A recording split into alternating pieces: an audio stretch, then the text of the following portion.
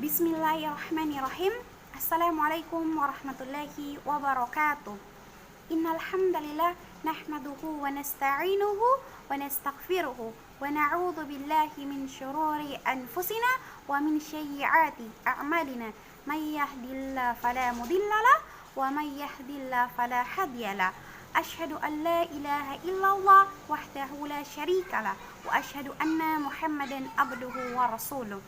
Puji syukur kita panjatkan atas kehadiran Allah Subhanahu wa taala yang telah banyak memberikan kita nikmat, baik itu nikmat kesehatan dan nikmat keimanan yang alhamdulillah sampai sekarang kita rasakan.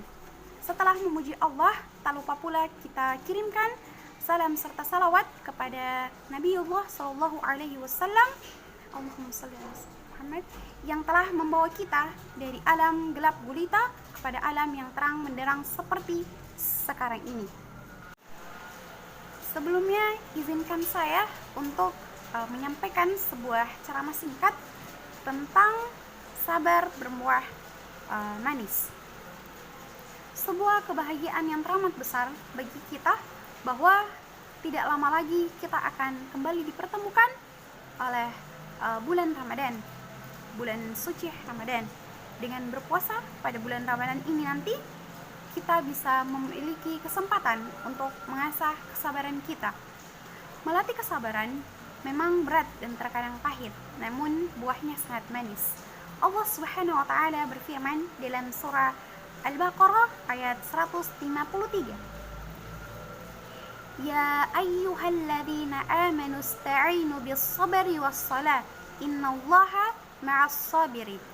Artinya, wahai orang-orang yang beriman, mohonlah pertolongan kepada Allah dengan sabar dan salat. Sungguh Allah beserta orang-orang yang sabar.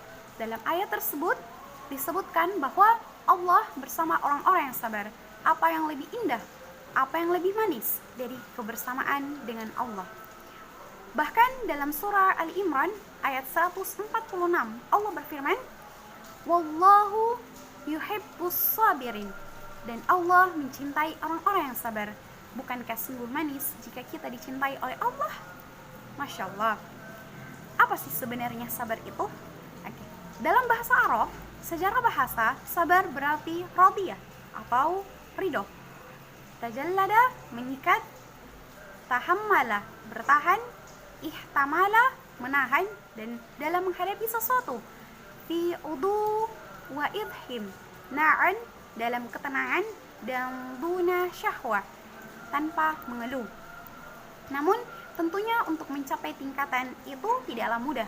Allah berfirman dalam surah Al-Baqarah ayat 45 yang artinya, dan mohonlah pertolongan kepada Allah dengan sabar dan salat. Dan salat itu sungguh berat kecuali bagi orang-orang yang khusyuk. Mengapa berat?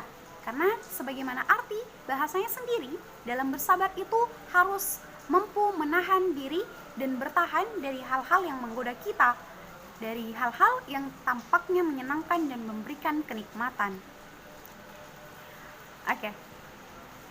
Jika kita berkaca dari Nabi Yusuf dalam Al-Quran, setidaknya ada tiga kesabaran yang harus kita asah, yaitu yang pertama, sabar menahan amarah, melawan godaan nafsu, dan yang ketiga itu menghadapi ujian.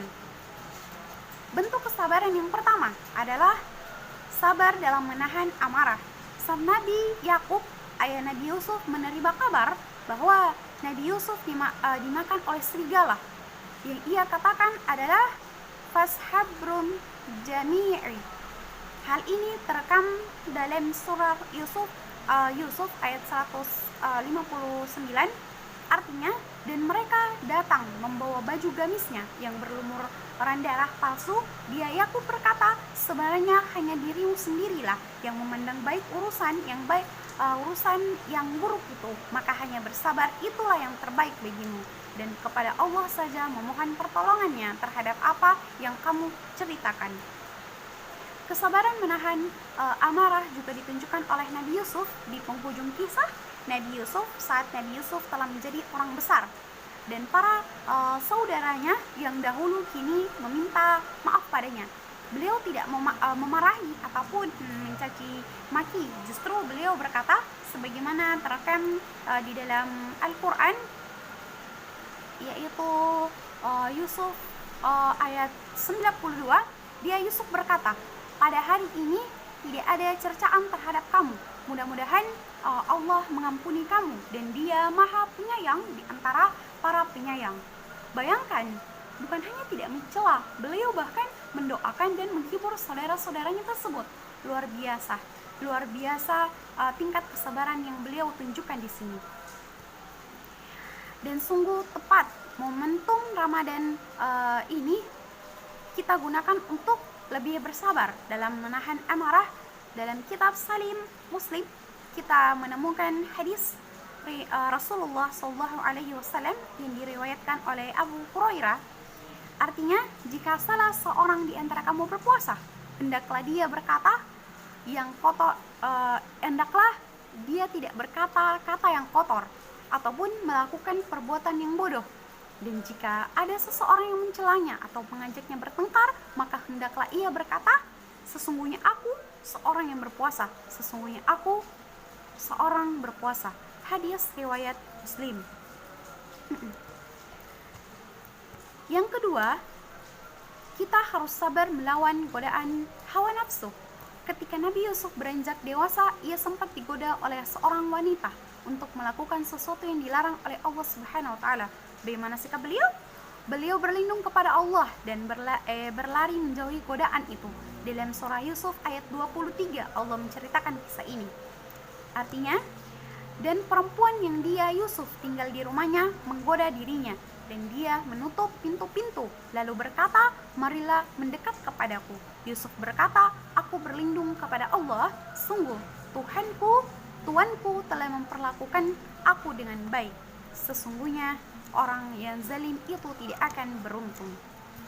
Yang ketiga, kita juga harus sabar dalam menghadapi musibah. Dalam surah Yusuf, Allah mengisahkan bagaimana sang raja bermimpi melihat 7 ekor sapi betina yang gemuk dimakan oleh 7 ekor sapi betina yang kurus. 7 tangkai gandum yang hijau dan 7 tangkai lainnya yang kering. Nabi Yusuf